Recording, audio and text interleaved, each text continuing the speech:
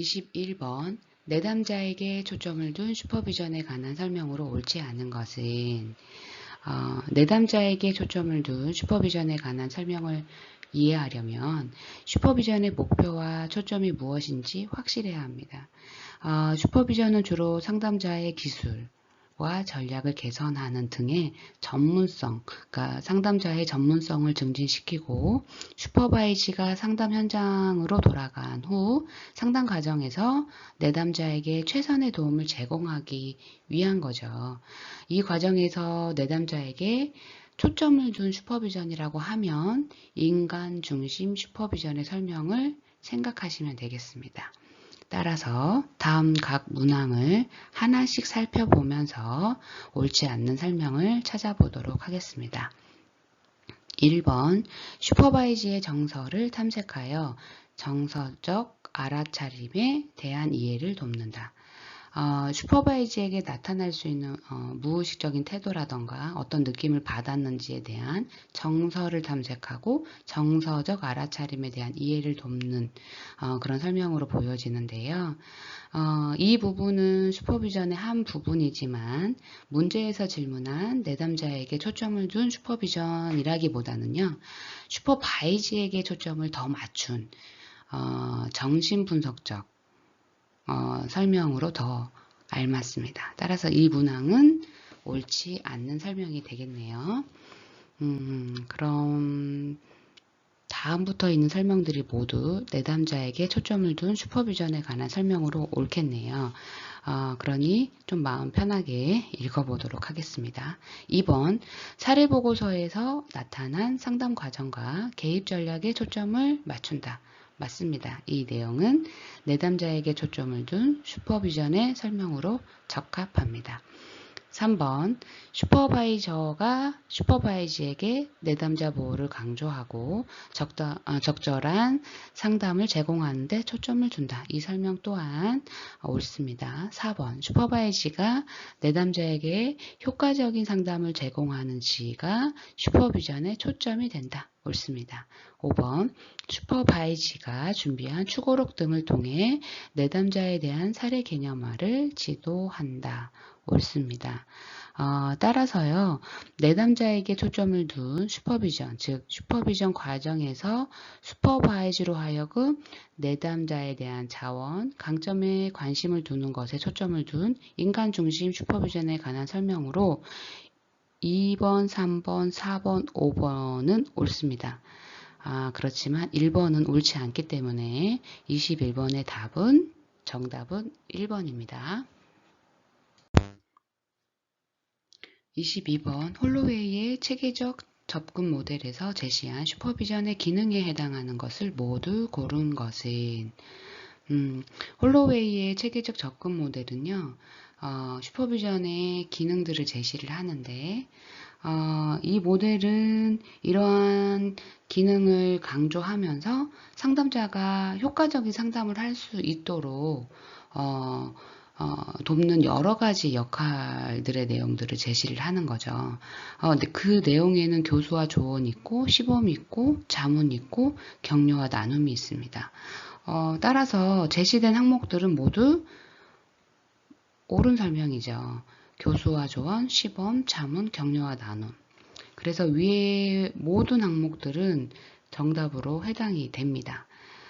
그래서 한번 다시 문제를 읽어보고 다음 문제로 넘어가겠습니다. 22번 홀로웨이의 체계적 접근 모델에서 제시한 슈퍼비전의 기능에 해당하는 것은 교수와 조언, 시범, 자문, 격려와 나눔이다. 23번 슈퍼바이저가 상담 수련생에게 지도하고자 하는 상담 기법은 제시된 내용을 살펴보도록 하겠습니다. 내담자의 감정과 내적 경험에 초점을 맞추어 상담을 진행하는 것이 좋을 것 같아요. 내담자의 슬픔을 섬세하게 반응해 줄 필요가 있을 것 같아요.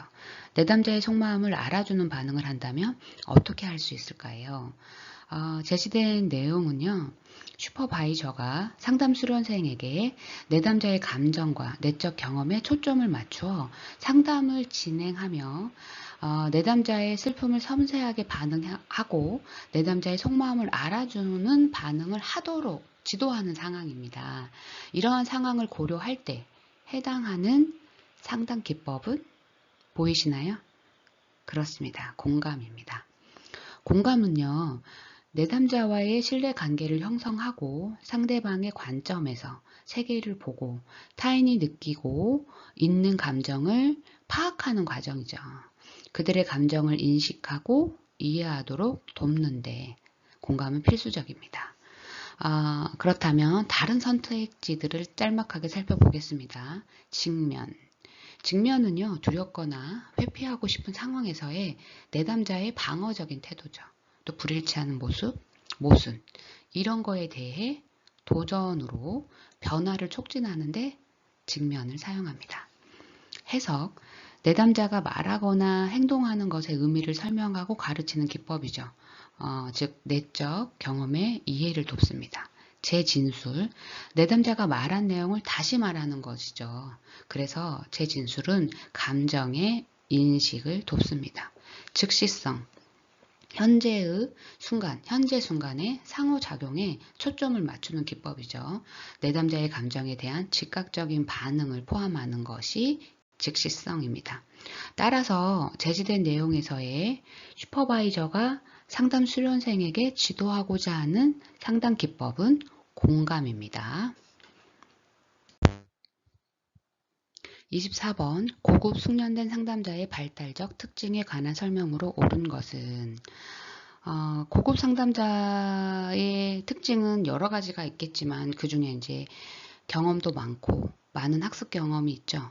이런 많은 경험과 학습 경험을 통해서 상담 기술이 상당히 깊게 이해가 되어 있고요.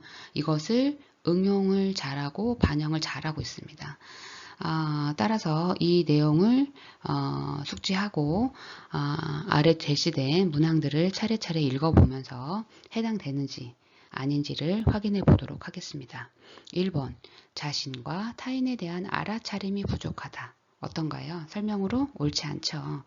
이는 고급 상담자가 아니라 초급 상담자의 특징이라고 볼 수 있겠습니다.